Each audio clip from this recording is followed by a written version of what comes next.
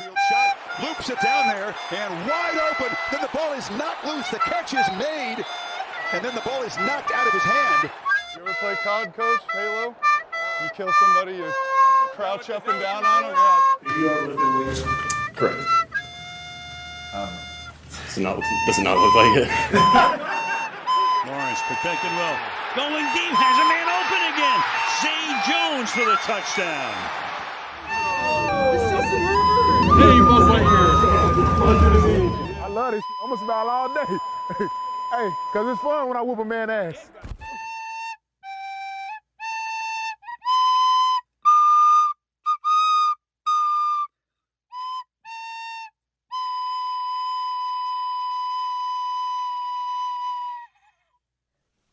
Hello, everyone, and welcome back to the Bolts Podcast. My name is Nick Cates. My pronouns are he and him. And I'm back. And Aryaan is back. I'm back. I know you missed me. Probably not too much because Noemi was on the podcast, which is always a huge W for the boys. It is. And for the girls. And for everyone. For everyone. Interested in good content. So thank you, Noemi, for being on the podcast. But I'm back. My name is Aryaan. My pronouns are he, him. Nice. And proud Chargers fan. And proud Chargers fan, exactly. Proud Chargers fan who this week has taken one directly to the heart. To the chin. I don't know where you're to the chin. Okay, chin. I'll take Not chin. to the heart yet. Didn't end our season. You know what? I'm starting this podcast off. It is with a heavy heart. I'm very demoralized, because looking at the game, I mean, I don't want to get right into it, I guess, but I am. It's a somber moment in time. So here's what I'll say. First of all, and I don't mean this as a flex or anything like that. I think you do. I kind of don't, though. Go ahead. I kind of don't. Well, let's the viewers and I. Unlike all of my friends and my wife, who were all busy simultaneously at the same time on Sunday afternoon. Myself included. Yourself included. I was working. Noemi included. Marco included. Chintan. The elusive Chintan. Yeah, one of the like ongoing quests of this podcast is just to get Chintan back to a Chargers game. In retrospect, I'm pretty glad it wasn't that one, because then he would have seen two straight, like, gigantic blowout losses, and I feel like we probably would have lost him. We've already lost him. But anyway. We'll get him back. We'll get him back. I don't want to lose him twice, Because we definitely would have lost him twice this week. For sure. Just like we lost twice in the last 2 weeks. Yes, and 3 of the last 4. But, I was at this game. And I have a positive, maybe not rose-colored, but balanced view of what happened during it, I think. And with that in mind, I would just like to point out that the first half of this game for the Chargers was actually quite strong in a lot of areas. We did let up a touchdown on the Buccaneers' first drive. Did we? We did. I didn't notice. And then did we let in 3 more, 4 more after that? I can't even count anymore. We did, but that was later. We're still talking about the first half here. Go ahead. You can tell I'm pissed and salty. Oh yeah. We came back, hit him right back with a touchdown. Really, really good playing. Couple of really good catches by Ladd. The Q touchdown was the second touchdown, but just really good play all around. Solid offensive series. We got the ball into the end zone. Good stuff. Woohoo. We stopped the Bucs in our own territory. They kick a field goal. We respond with another field goal. Nice long one. Good work, Dicker the kicker. Never fails. Very, very pro Dicker the kicker. Dicker the kicker didn't do anything wrong. He never does anything wrong. This week. So, good job, Cameron. We love you. After that, Chargers interception. Later, driven down the field for a touchdown. In fact, interception. Baker threw it right to Tarheeb, which is a favor that would be returned later in the game. Spoiler alert. Justin's beautiful no-throwing interception streak, unfortunately, is over. I'm surprised it lasted this long. the way he's been throwing. Well, he was throwing a lot better a couple of weeks ago. We'll get to Justin. We'll talk about Justin and how we're feeling about him. But get a touchdown. That was the one to Q on a screen pass. Q, when Justin threw balls that were catchable by a human being, was actually great. I don't believe he dropped any passes. He had a couple of good catches, some really good runs. He showed off what he can do with the ball in his hands. Yeah, really good. It wasn't a screen pass; it was a button hook, but he took it into the end zone and evaded a couple of tacklers. Really good stuff, Q. We like to see the rise of Q on this podcast. We can also see Herb trusting him more and more, going to him more and more, and that's what we like to see. I mean, it was surprising to me, albeit the game was way over by then, but McConkey dropped 3. Yes, Ladd did drop 3 later in the game. I mean, again, he was triple manned, for a lot of the game as well. So that's rough. That's rough for him, but he did drop. With Q catching passes, that may become less of a problem. Exactly. That's why we love to see this from Q. I love to see Justin trusting Q. Trusting Justin. Justin. Trusting Justin is not the problem. I would like to see the offensive play calling be a little more trusted in Q and sending him a few more screens and a few more hitch routes like the one he scored the touchdown on. And I'm hearing some Roman slander. I don't want to slander Greg Roman. I don't want to how do I put this? I don't want to cosmically taint the rest of his tenure with the Chargers by being a dick with him and talking in absolutes about him. I am not against his philosophy of having a dominating run game. What I would like to see from him is a more varied run game. I think that defensive lines know what they're going to get when we run the ball. We ran a couple of outside zone plays to Gus during this game and in the red zone that worked very well. I think Gus ran even for 10 yards and a first down on one of them. And I haven't seen that, we've barely seen that all season. And, I would like to see more of that type of thing. I would like to see more screen passes. There's lots of ways that you can open up a defense, and I think that we actually have a lot of options. We need to go a little bit deeper into the bag on some of these things, and we already have these tricks in the bag. We're just only calling these plays 2 to 4 times per game, where I'd like to see something up closer to 8 or 9 calls in terms of between screens and varying types of run plays and things like that. I don't know. I think that a big problem with what happened in the second half is, number one, Herbert was injured, but number two, we weren't adapting our offense to the fact that Herbert was injured, and we were forcing him to make deep throws downfield on a bad ankle, and he was not the perfect, accurate quarterback that he usually is when he's perfectly healthy. Yeah, I would agree. I mean, looking at Baker Mayfield, the one thing that I am jealous of is a mobile quarterback. I love Baker Mayfield. And again, this is the Bolts podcast, but I'm going to be a little bit of a stand for Baker here. We can love other players. We can love other players. We love Hardik Fund, yet he doesn't play for either of our teams. But he plays for our hearts. He does. And that's the most important thing about Hardik. But anyway, these puns will never end, folks. They will never end. They'll never end. But the thing about Baker that I love is that he's able to get out of the pocket quick. The number of times we missed the sack on him because he's just so quick on his feet. I can't even remember. You got to give some credit to Tampa's offensive line, which was really, really strong. Oh, 100%. The entire game. I wrote in my notes on my phone. I actually have it. I took detailed notes for the first half of this game, and then in the second half of this game, I nearly vomited. But I took it right on the chin. Chin done. Baker Mayfield also had 2 carries for 25 yards, which again, one of them was a very long carry for a first down. Exactly. Yeah, he played a great game. He was very calm. He was much, much, much, much better than the last time he was here when he was a member of the Rams. So, yeah, a lot of credit to Baker for the way he played.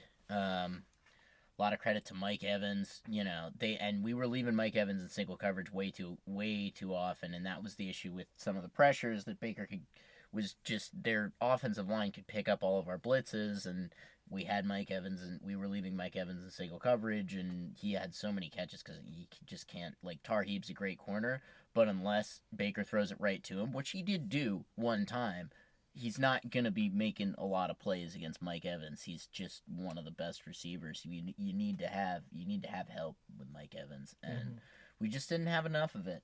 But we go into the half 17-13. Chargers winning. I thought it was a good half of football from the Chargers. I went into the second half expecting them to build on it. What they did instead was they allowed 27 unanswered points to a team from Florida. My gosh, how unoriginal. We have seen this from the Chargers all the way back in the grainy black and white footage year of 2023? Yeah, it would have been 2023 in Jacksonville. Under Staley. Under Staley, yeah. Yeah, some of what we talked about, they cooked our defense. Bucky Irving, Noemi and I talked about Bucky last week. Bucky the Buck, what a perfect name for a running back. He cooked us. He cooked us worse, probably even than Derrick Henry did. Great rookie season he's having, and he absolutely destroyed the Chargers. So yeah, 23 unanswered points, or 27 unanswered points, 27-0 second half for the Bucs. Final score 42-17. And that's 40-17, not 42-17. Yeah. So we at least get those 2 extra points that the Bucs didn't score. That's particularly nice. But ultimately, what happened is the offense broke down in the second half, and the defense, just couldn't hold up, especially with no points coming from the other end. It was pretty demoralizing for them. We had the opportunities to keep with the Bucs. We had the opportunities to get these points. Justin, as I mentioned earlier, threw an interception. He had Q one-on-one down the boundary, and he was wide open, leverage to the inside with no help over the middle. So Justin, if he'd hit the throw, would have had Q clear into the end zone. But he missed it, threw it right to the corner, just like Baker did with Tarheeb. And, that was out. Stone Smartt had a drop, and I think Herb missed him at one point. It was a tough catch, though. Yeah. Over his head, jumping up.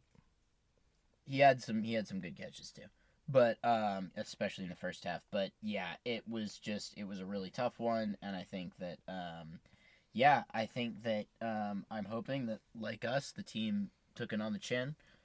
Ordered some delicious pizza like we just did before we started recording this podcast. Oh yeah. And is getting ready and feeling good about going against the Broncos, who, while they won at home last week, didn't look particularly convincing against a Colts team that's not as good as the Bucs. And Bo Nix threw 3 interceptions. An almost Kirkskian effort. By the way, on this appropriately to mention the Kirksey on this day that he has been benched for Michael Penix.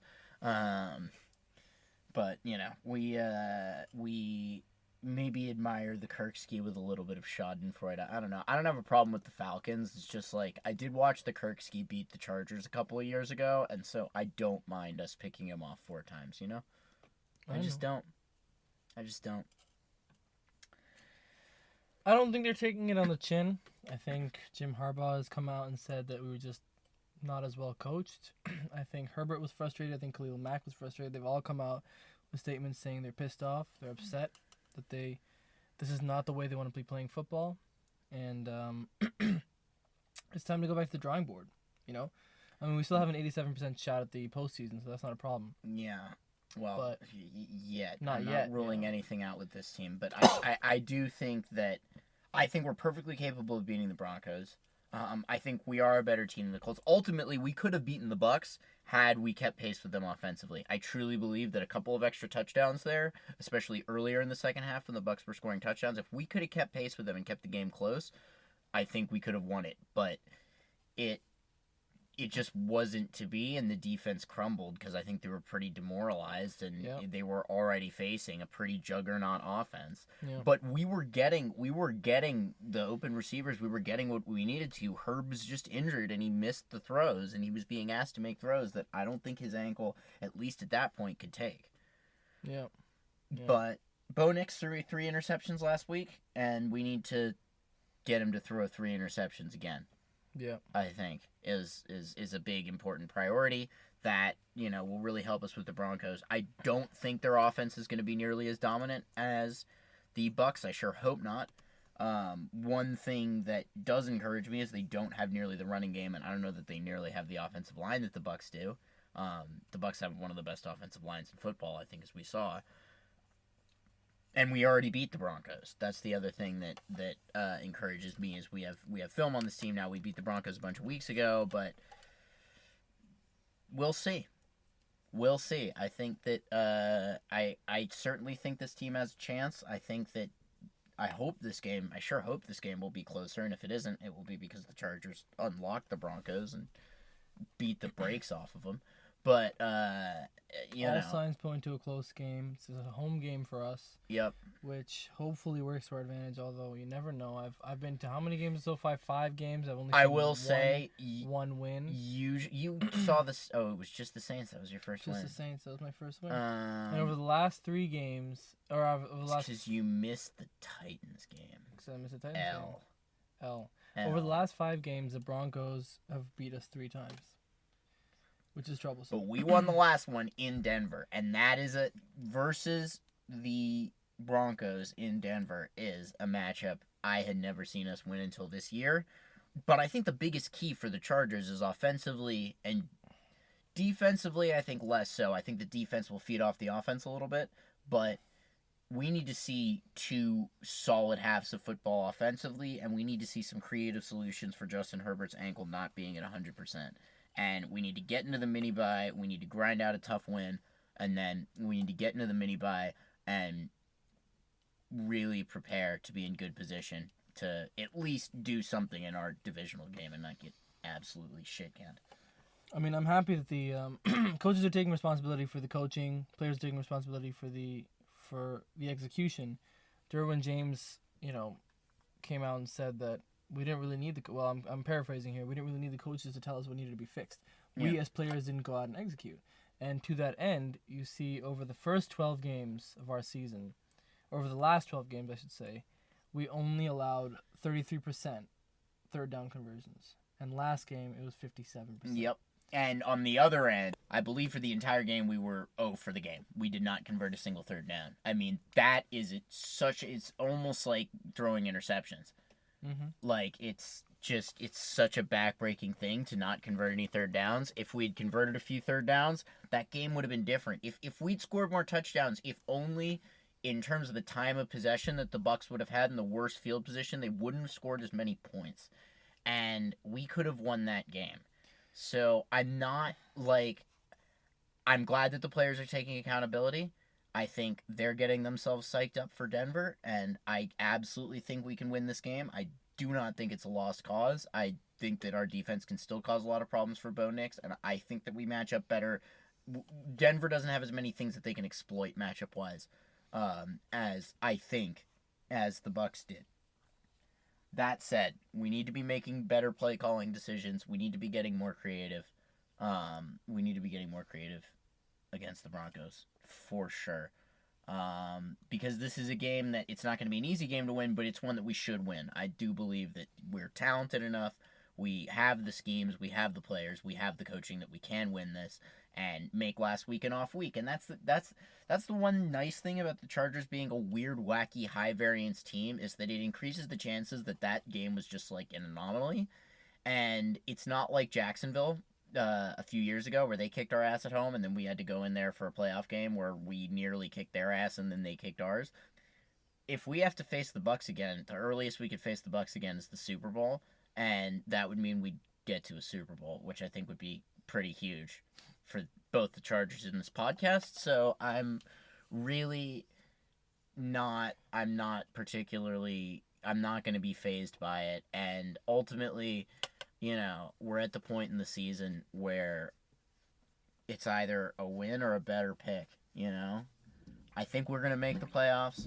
I think we can get that done. I, allow and accept for all possibilities because I am a Chargers fan and, we know how this team is. But, yeah, it's one to take on the chin. It's one for stoicism.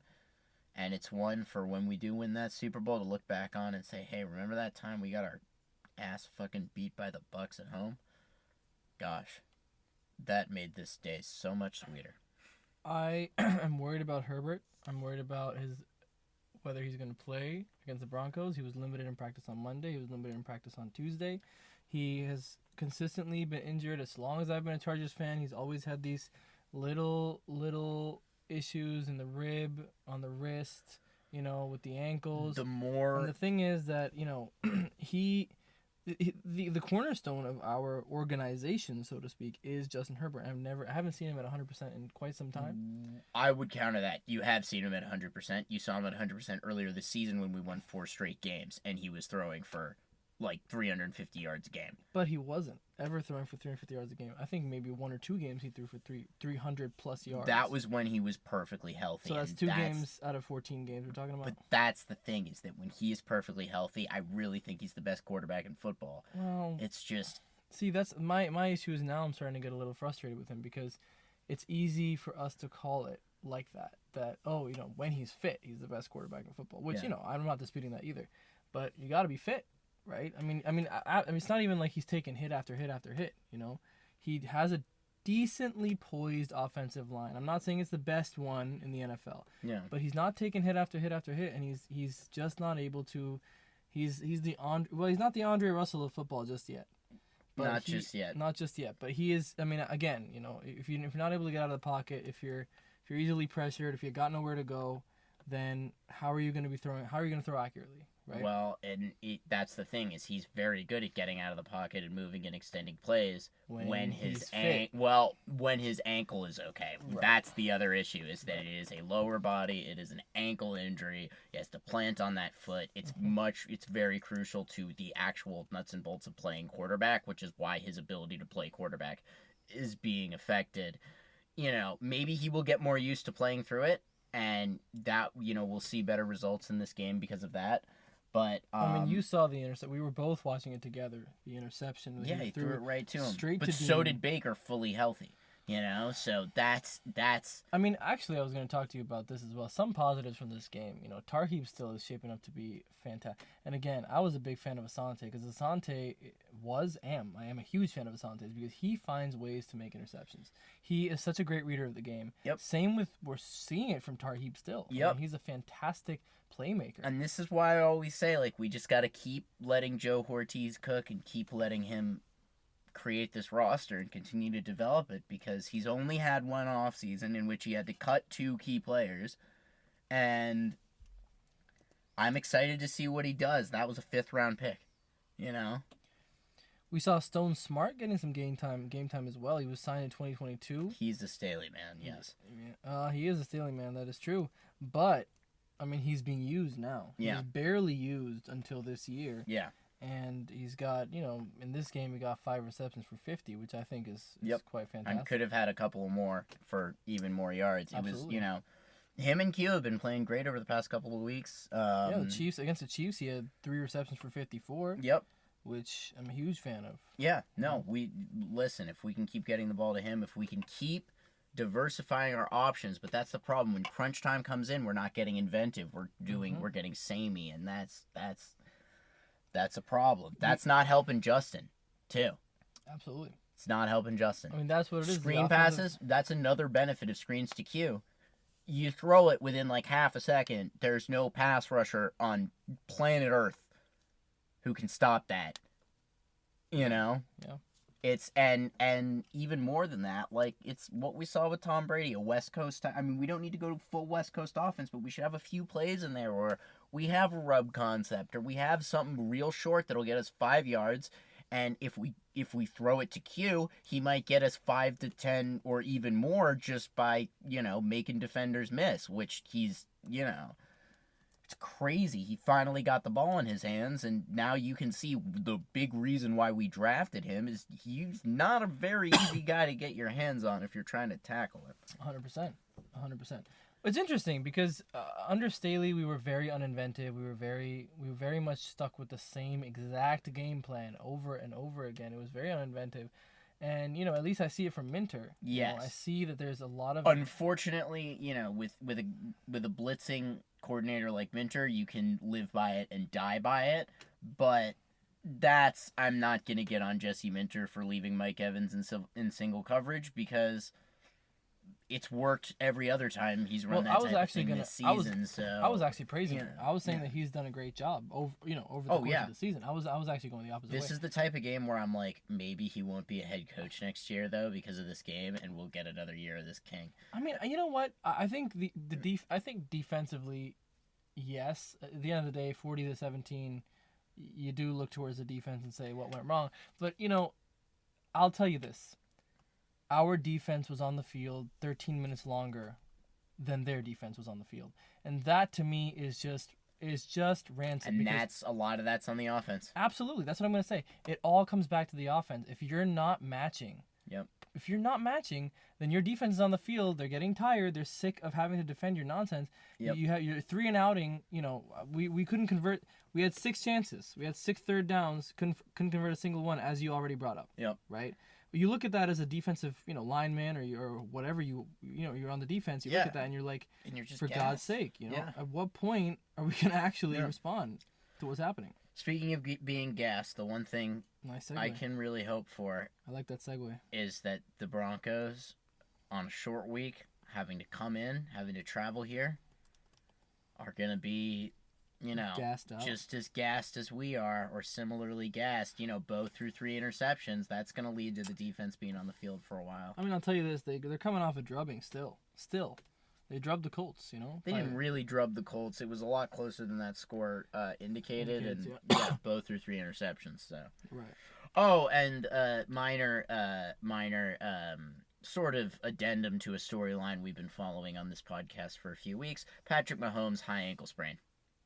I love to see it. I mean, I never want a player to be injured or in pain, but it is a logical conclusion to him getting hit all the time, and now that's what I'm saying.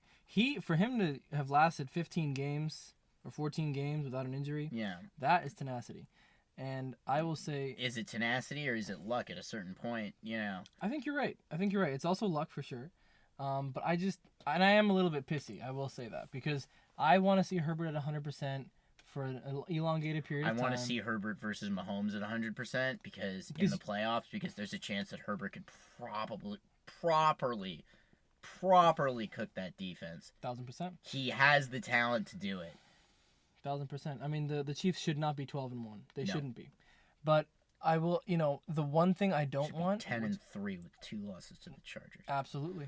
Absolutely. And what will really piss me off on Thursday is if 3 snaps in, we're subbing on Heineke, I swear to God, I will turn that TV off because I've had enough of mid-season or near postseason, that's it for Herbert's, deals. Because that's happened, it hasn't happened too many times, but I don't want it to happen. And it's I want him to be able to use these last 3 games as much as possible, especially the last 2, to build some confidence, to get some rhythm with his receivers, to experiment with some good new ideas when he's not feeling 100%, so that, we get to that wild card game and we will be able to make some noise regardless of what happens.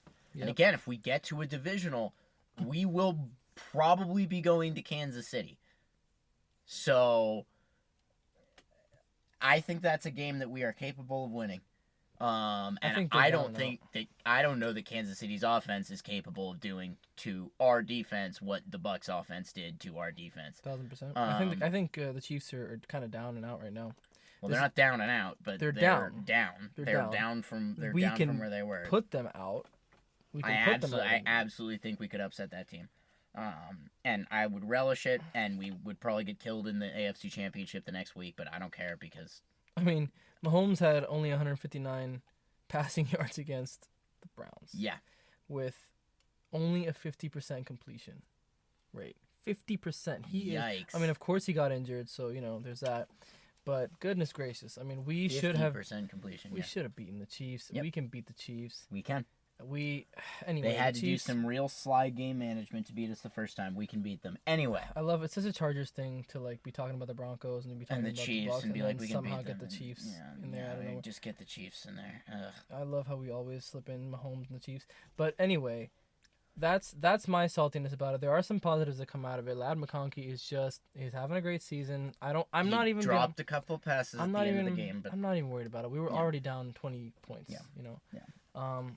I kind of enjoyed that the Bucs went for the field goal with 2.5, 3 minutes left in the game. I respect that. Yeah. I respect that they were running the ball right until the 23-second mark. You Yep. know, I always like when that the QB kneel kind of annoys me, especially when we're down that Dude, much. save these guys a few body blows. You know, they sacrifice so much for this. Save these guys like a potential concussion. It's a good point. You know, That's a good point. it's not cricket. They take way more blows than those guys do. Anyways, I think with that in mind, you know what can be cricket? This podcast. Nice segue, dude. You're killing it with these segues, dude. Killing it with the segues. You know who else is killing it? Yeah. Killer Rahul. Killer. I just pronounced Rahul? that really American. Killer Rahul. I said Rahul. Killer Rahul. I apologize to all the people who know how to pronounce his name correctly, and to all those who don't, quite honestly, because that was atrocious.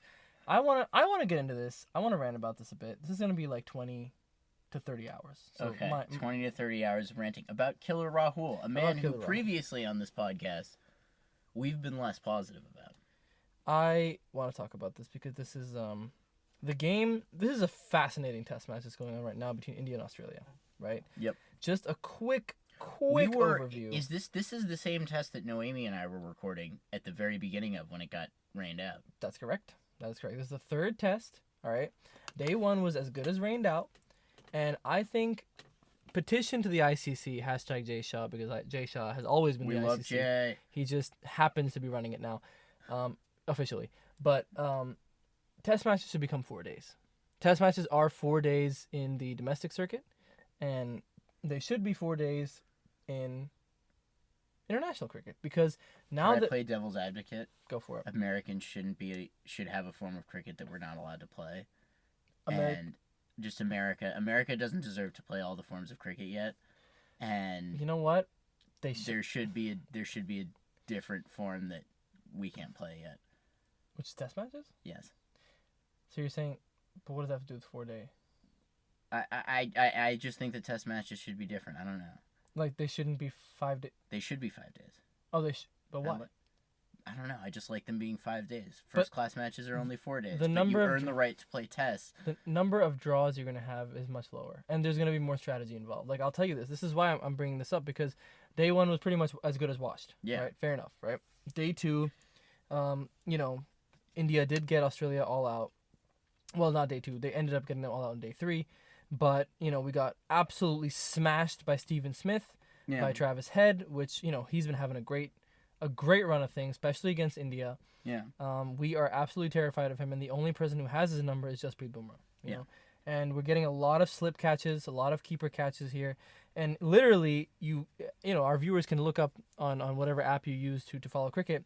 Literally, every single catch that was taken, there were 8, except for one, 8 catches were taken in the slip cordon. Yeah. And 2 were taken by 4 were taken by Rishabh Pant, of Usman Khwaja, of Travis Head, of Pat Cummins, and of Mitchell Stark.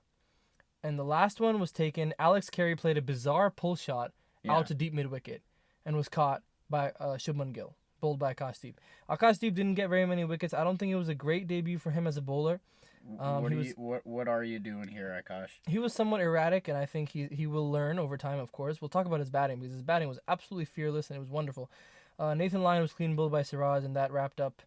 Alex Carey's wicket wrapped up that innings. Anyway, they ended at 445 all out.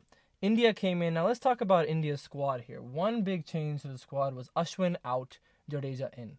Now, I'm not going to make the classic statement that I make, which is, why the hell are we even playing blank Ashwin, right? Because I think he has proven his mettle as a spin bowler. He obsessively and, excessively wants to be treated like an all-rounder, but he's not. He's not a genuine all-rounder. He's had a few good knocks, but I do not consider him a full all-rounder, a genuine all-rounder. Jadeja's a genuine all-rounder. As a cricket I don't know how to compare my knowledge to yours as being inferior, but I look at those two guys and Ashwin's a guy I like because You're the only one. He's not a hold on. He's a guy I like. I appreciate his cheese tactics, and I don't know. I like the look of him. I like his vibe. That said, Jadeja is a player that I like so much better, and I'm like, why is Ashwin in the? Why would you not Why didn't you do this in the first two tests? You're not in India. You're not in Chennai. You're in Australia. He's old. Why is he's old? We need the extra. I like him in the IPL. Of course. I want him in the IPL. Yeah. I want him in the IPL until he's 50, just to have him around. Like Brad Hogg. Yeah. Yeah. Exactly. Or Glenn McGraw, for that matter. As long as he wants, but. Or Praveen Tambe. I'm sorry. You're just gonna keep naming guys who are 50s. over 40. Yeah. Tom Brady will be playing for the Sunrisers Hyderabad next year at age 53. Yeah. Or however fucking old he is. Hey, this is Nick in post-production. So, as it turned out, one person who shared our opinion that it was somewhat surprising that Ravichandran Ashwin was still in the Indian Test squad turned out to be Ravichandran Ashwin, who retired from all forms of international cricket after the conclusion of this game. So, congrats on a great career, Ashwin.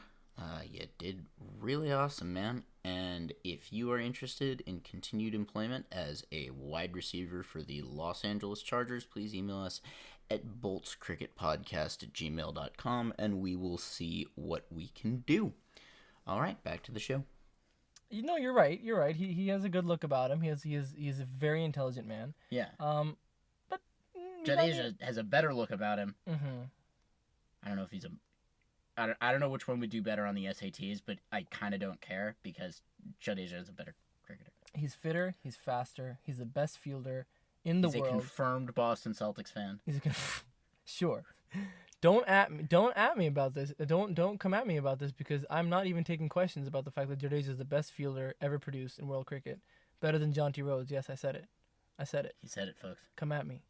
He's the best fielder any team has ever produced. Any country's ever produced. He's a brilliant spin bowler, and he's a brilliant batsman. He's a true all-rounder. Genuine all-rounder, right? 3 phases of the game. And there are very few of those left, genuine all-rounders. He could keep wickets if they needed him to, do you think? Kidding me? He could keep those wickets all the way to the bank. It's just too boring. It's just too boring for him. He likes to field and get direct hits from, deep third. Exactly. Which he never fields at, because deep third is where you hide all your less than good fielders. But you put Jadeja there, and he'll turn a 6. You put Jadeja there, and suddenly it'll become the most coveted fielder. To a finger. To India's first innings. Yashasvi Jaiswal cannot crack the Stark code. He picked a fight with Stark, and now he's given his wicket to him every single time. He hit a boundary off the first ball. Let's talk about Harsha Bhogle. Just a quick interlude into Harsha Bhogle here. Man on whom we disagree. I hate that man. He doesn't know cricket at all. And I have a lot of friends who disagree with me, and that is fine because they don't know cricket either. God bless them. Except for Nick. Nick knows cricket. Do I? You do. You do. You have a whole podcast about it, so now. Do I? Oh, you do. Interesting. So you climb. So I climb. Yeah. But he sucks at calling the plays. He sucks at reading the game.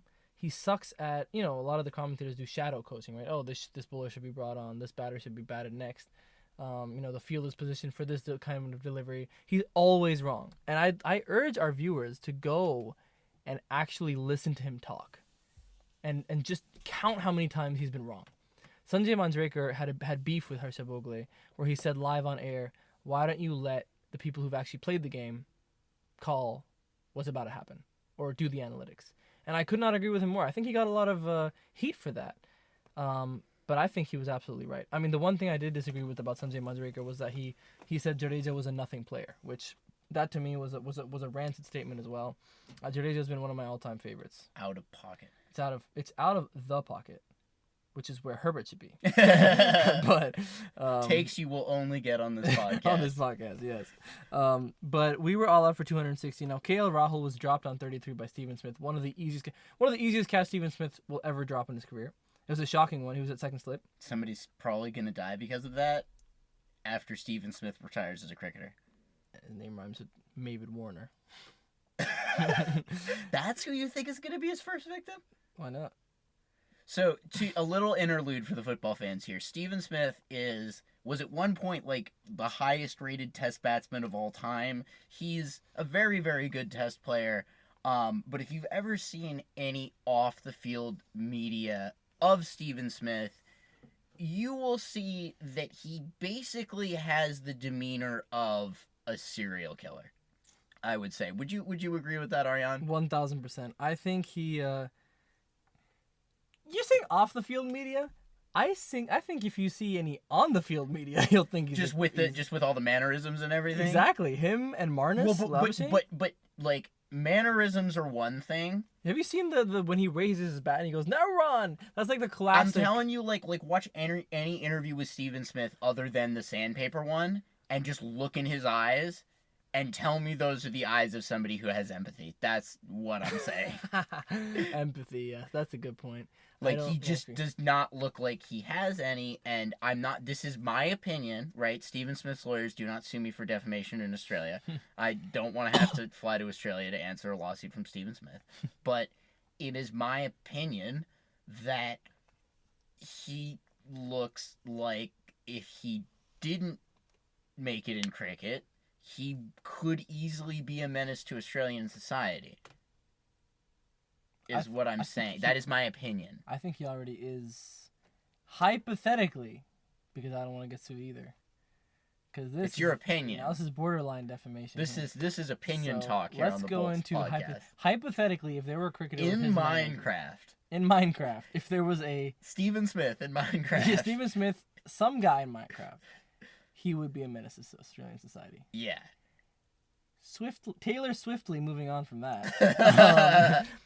260 all out. KL Rahul dropped on 33 as the washing machine continues to make noise. 33, he was dropped on by Stephen Smith. Playing this weird lofted cut shot. I'm not understanding. I mean, KL got a lot of his runs with this weird lofted cut shot that he tried to play it over the slip cord. And it worked 3 or 4 times, and then that's eventually how he got caught by Stephen Smith in the end. A diving right-handed catch. It was a blinder. He didn't learn from Smriti. Elaborate. Well, remember she got out playing that cut shot. That's right. He didn't learn from Smriti. Go back to 2 podcasts. We watch women's cricket, KL. Do you? Exactly. You barely watch men's cricket. Yeah. And that's the field you're in. Jesus. All right. Well, KL Rahul was that. Shubman Gill, again, inching outside off, gets caught in the slips. Virat Kohli once again inching outside off. Again with the cover drive getting caught by Carey. I don't know if I can blame Virat for playing a cover drive, though. It's so beautiful. I mean, you're getting out over and over again. At least in your first... I mean, he got out 16 balls into his innings. So good. It looks good, but look, you have to understand, if you haven't played 30 or 40 balls, don't bother. That's their whole strategy, is to get you to... You're going to hit one for a boundary, you're going to get caught the second ball. That's what they want. Yeah. The Australians are brilliant with their statistics, with their when you hit watching one game for a film. boundary, that's your license for the rest of the over to play it a little bit more conservatively. Absolutely. Trade the strike or just defend. You've scored 4 runs for the over. You're sitting pretty, dude. And this is It's a test match. It's not. A lot of the commentary that's been going around is that IPL is ruining Indian cricket. We're not able to construct long innings. We're getting impatient. People like Shubman Gill, like Yashasvi Jaiswal, they should be the ones leading the test charge. But again, they're hitting boundaries. That's like a sports psychology problem. Like what you need is to get like, I don't know. You need to get like a couple of guys on the team in like a room with like, I don't know, me Jim and the Harbaugh. homies Harbaugh. like maybe Jim Harbaugh and like, I don't know, 3 to 4 grams of mushrooms each. And just have them talk about test bet. Like it's a psychology issue. These guys are perfectly capable of defending deliveries. They play shots that are way harder than that all the time. They're perfectly capable. Or leaving. I think you should leave. I think you should leave. Yashasvi Jaiswal. With Yashasvi Jaiswal. And when we say mushrooms, we mean risotto, of course. Yes. Obviously.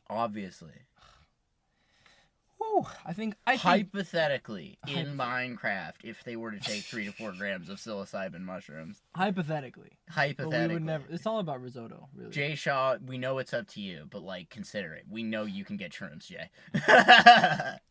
And, okay, moving back to the test match, I don't understand why Rohit Sharma was in the squad. Hashtag not my captain. Jasprit Bumrah is my captain, and I adore him. I think he's being shortchanged. The fact that they keep dragging on Rohit Sharma's captaincy here is not doing us any favors, but whatever, Nitish Kumar Reddy, unlucky to get dragged on by Pat Cummins. He got bowled this time for a 16-run innings. Jadeja, obviously the main man, comes in, and that's the difference maker. We avoided the follow-on because, well, of him and Akashdeep's brilliant attacking play for 31 of 44 not out. He hit some huge sixes. Well, one huge six, and 2 brilliant back foot punch boundaries that went to long off, which was very interesting.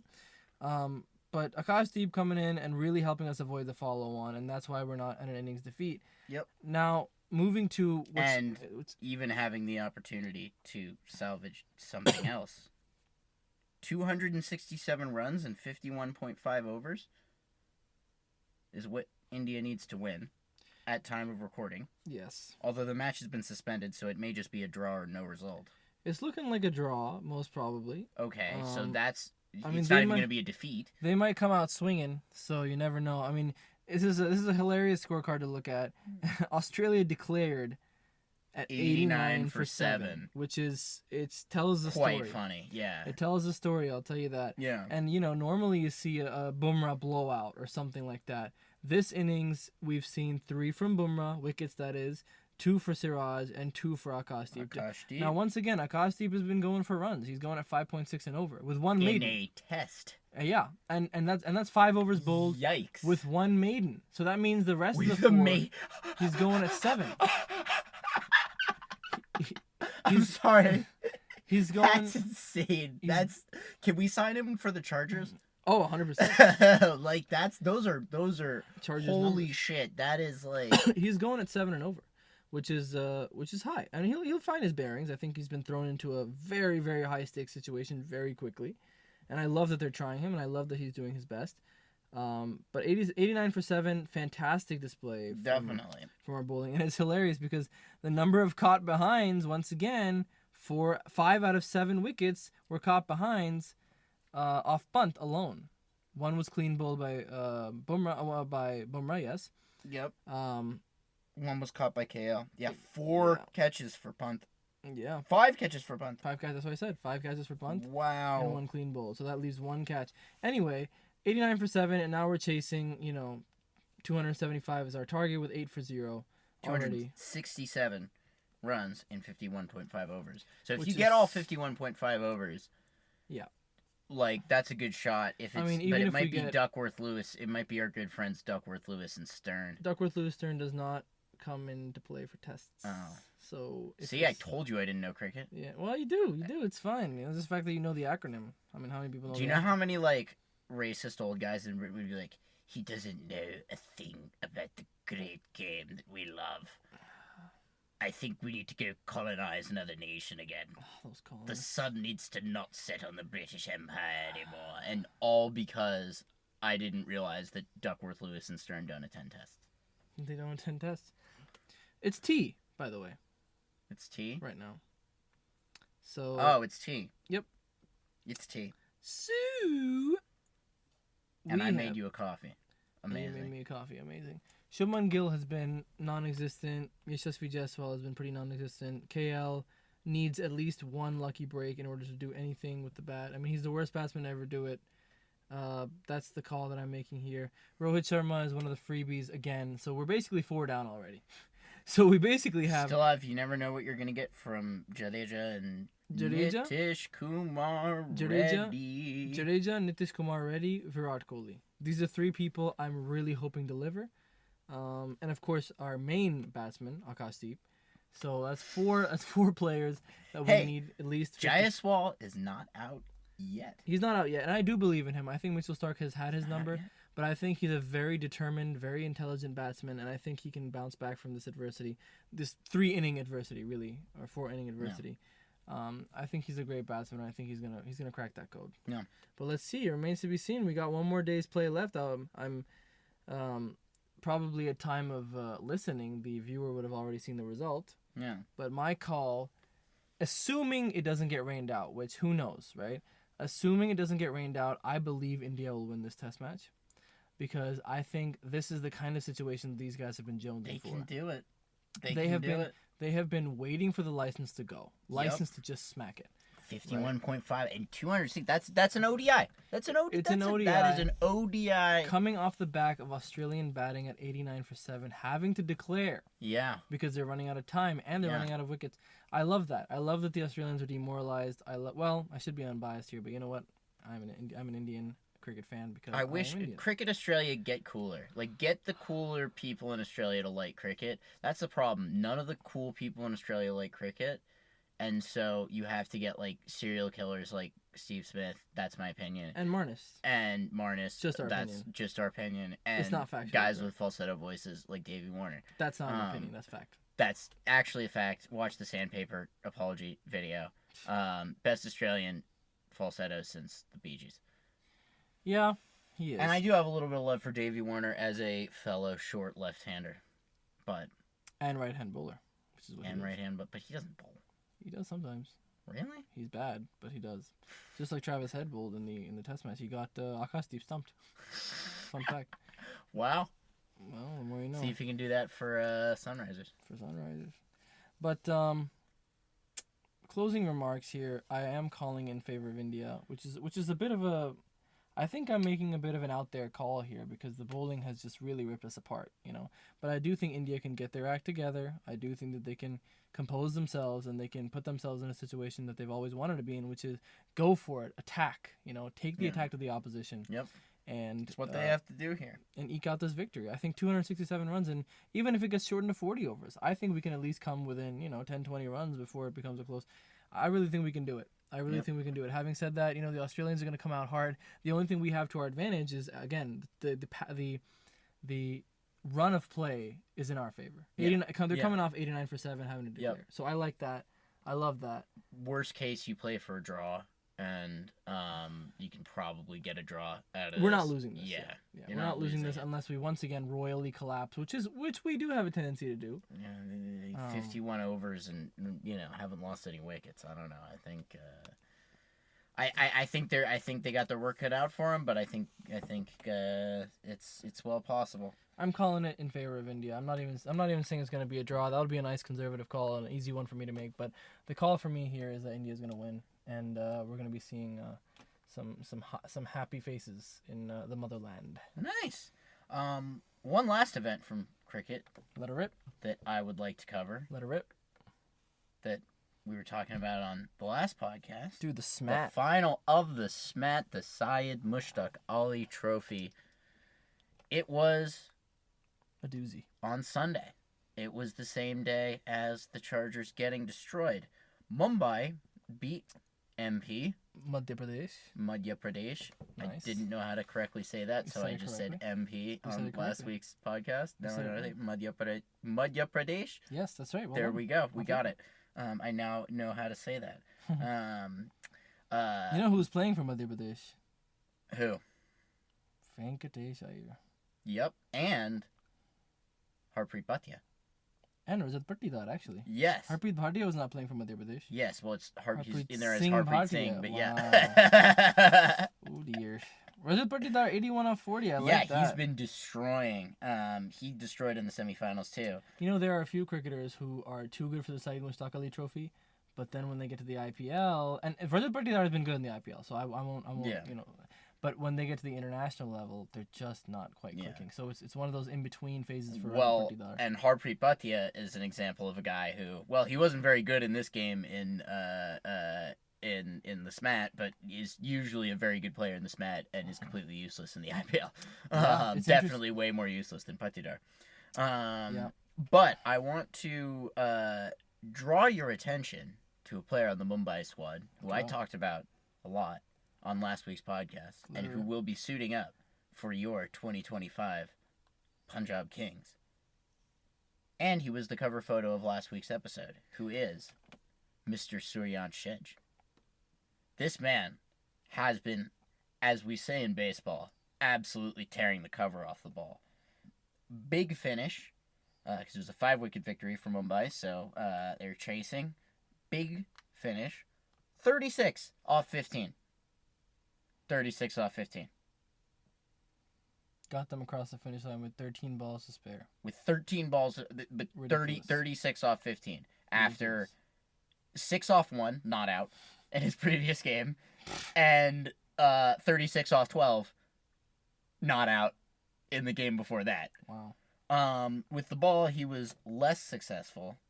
Only 1 for 32 and 3 overs, so not a great economy, but did take a wicket. Marginally expensive. I always say if your economy rate is higher than the finishing run rate for the other team, you were too expensive. And So if you they- need to raise interest rates in order to get inflation under control. Inflation is killing this country. It's killing this country. And that applies to all countries. I'm not talking just about any one country. Yes. Inflation is killing this country. The only place that inflation doesn't apply to is Los Angeles Chargers tickets at SoFi Stadium, which stay the same rock bottom price every single year, which allow people like us to go to football games. If the Chargers ever get good enough to fill that place, we're so cooked. So done. We're so cooked. And you know what other product doesn't care about inflation? What? G Fuel. G Fuel. Got my G Fuel plug in as well. G Fuel. Now yeah. now we're set. We had a G Fuel ad a couple of weeks ago. Actually, no, I put it in last week too. Dude, God bless. I did a G Fuel ad read. Preach. As you should. Inspired by Virat Kohli.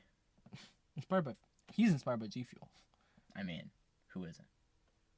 Who isn't? But yeah, Suryan Shedge. I'm very excited to see him play in the IPL. 36 off 12 as a finisher, and like he seems like somebody we could put in at 8 to 12, and give a couple of games and At 8, so you're saying 6 down. 6 down. Yeah. Even 7 down as an X factor, like. But I mean, the guy, he can give you. He was 2 for 11 in the semifinal, so he can give you overs. Yep. If he's used right situationally, I imagine he could be a really effective bowler. Probably not all the time, but that's the thing in the IPL. The level of play is going to be a lot higher than in the SMAT. And if he's going for that many runs in the SMAT, it's not a good sign. Yep. But we don't need him to bowl. We don't even need him to bowl 4 overs for us. Yeah. I don't even know if we need him to bowl 1 over for us. You need a couple of relief overs in between here and there. I mean, you know what I love about Dhoni? Hashtag whatever hashtag you want, because I love the guy. He's God. Dhoni used to use these relief bowlers. Yeah. He used to never stick to the same formulaic 5-bowler thing. And Yeah. everyone used to hate him for it. Yeah. They were like, "What are you doing?" We've done so much of the 5-bowler thing over the past few years. Absolutely, and so 2 bowlers that he used to use a lot. Even in fact, sometimes 3. Yeah, and like our 6 was Liam Livingston. Yeah. Yikes. Dhoni used to use Suresh Raina. He started to use Kedar Jadhav towards the end. Yep. And he even used Sehwag a couple of times. And he was the one who brought in Tendulkar a few times to bowl as well. Yeah. And Tendulkar was bowling before that as well, but he liked to, during tests or what have you, he used to bowl Tendulkar as well. He was a guy who was very dynamic and very situationally aware and adaptable. I think if you guys have Shedge as one of your options, you can always go to him. Exactly. We don't need him to be the superstar. That said, if I look at If you guys bowl Maxwell more than you bowl Shedge, I would be really sad. Which is what's going to happen, of course, because you guys are obsessed with Maxwell. Well, and unfortunately, I looked through Glenn Maxwell's Bowling figures? IPL bowling figures. Oh, they're and probably not bad. Other than the 1 year that I actually watched him play for Kings 11, he actually has very good bowling figures in the IPL. So, it really depends on what Shedge gives you. I definitely feel better about Shedge down the order, but that's fine because Maxwell's going to come in at 4 or 5 probably, at 2 down or 3 down. They were using him at RCB at 2 down, so we're probably going to see him come in. Yeah. And be the mature batsman, quote unquote. But then we can have like Shashank at 6 or 7 at 4 down, 5 down. I think Shedge in at 7. Shashank and Shedge, the boys. Shedge Fund. The Shedge Fund. I'll tell you the this. Shedge Fund. The Do Shedge that. Fund. The Shedge Fund. Right. I'll tell you this. I made the call earlier, during our first ever episode when we decoded the auction. Punjab Kings is very well poised this year. You guys have tremendous depth both in batting and in bowling. And Shedge is yet another example of that. We didn't even really talk about him. We didn't talk about him at all. We said his name when you read out the squad, and that was it. And I'm pretty sure I mispronounced it. So there you go. I mean, Shedge, I don't think that's hard. I don't think, if I can say it. Shedge Fund. Shedge Fund. 2 things I want to talk about. Prithvi Shaw sucked. 10 off 6. 10 off 5. You know what? I never count the ball that the batsman got out on. Just because that's me. I think 10 off 5 was, he's able to get those, that 6 and that 4, which he didn't even hit it for. He hit a 6, took 4 singles and got out, or doubles, whatever it was. It's a little disappointing to see the decline of Prithvi Shaw at such a young age. Is he the child prodigy who didn't make it? Probably. I mean, the thing with him, first of all, he's just been dropped from the Vijay Hazare Trophy, from the Mumbai squad because he is incredibly indisciplined. He has a discipline problem. Unsold in the auction. I mean, believe. Here's the thing. He said, "Tell me, God, what more do I have to see? If 65 innings, 3,399 runs at an average of 55.7 and a strike rate of 126 is not good enough, what can I do?" Fair enough. I did not know those were his statistics, but in the Vijay Hazare Trophy? Yeah. That's... well, I believe this is a career figure we're talking about. Yeah. What have you done for me recently? Exactly. And that's what the MCA chief selector has said. You've been dropped due to your poor showing over the last... cricket is a game of... We talk about this in the entertainment industry. You're only as good as your last film. Similarly... cricket is like... You're only as good as, like, your last innings. Your last, 10 innings. Unless you're... If you're lucky enough to get 10 innings. Exactly. And I'm talking about, if you're lucky to be somebody like KL Rahul who'll just get endless opportunities no matter what. Yeah. You're lucky if you're... Well, you're not lucky for Kohli because you worked your butt off to have that leeway. Kohli deserves that leeway. Absolutely. At any time, he can still go off and be the best batsman in the world. Absolutely. And you're lucky to be Rohit Sharma. Yeah. Who has been a fantastic captain over the in the past and stuff like that. But not everybody gets that leeway. And with Prithvi Shaw, people said he had a discipline problem. Ricky Ponting was such a firm believer in him, but even he. Yeah.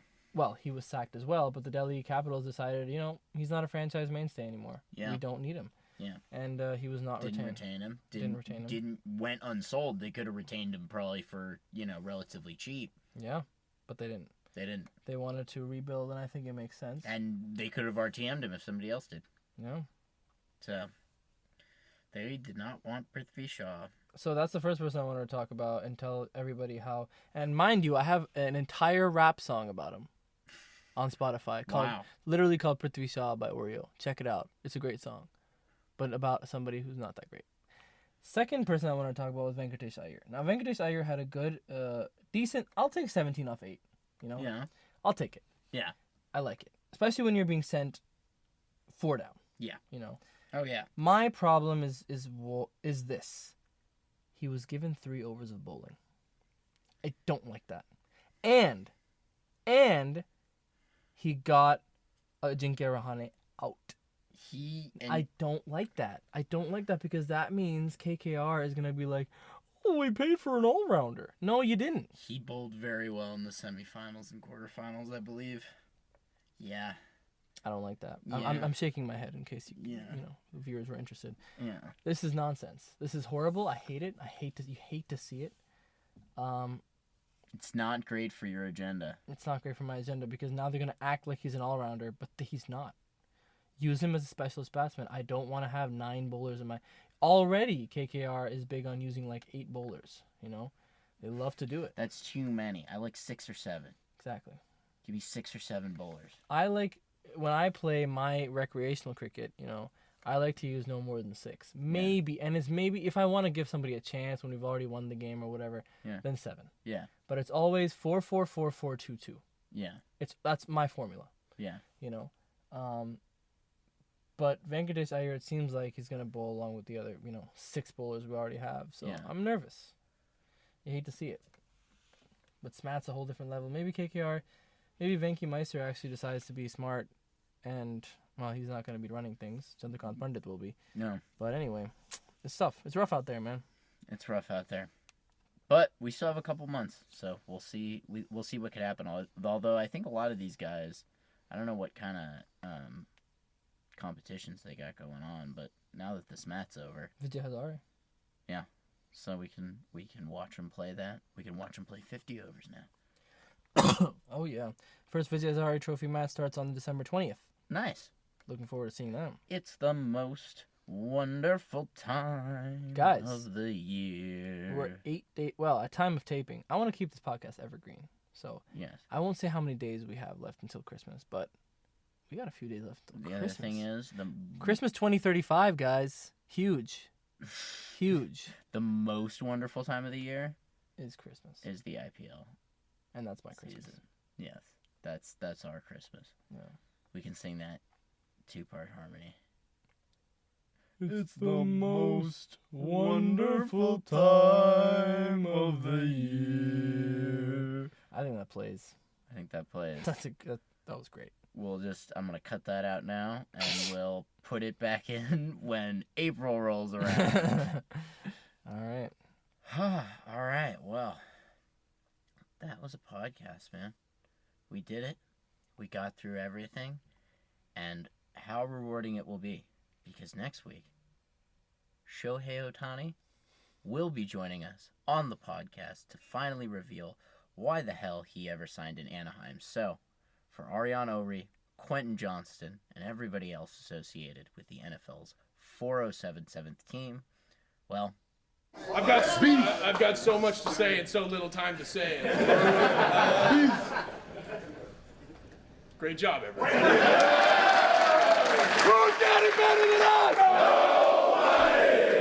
Nobody!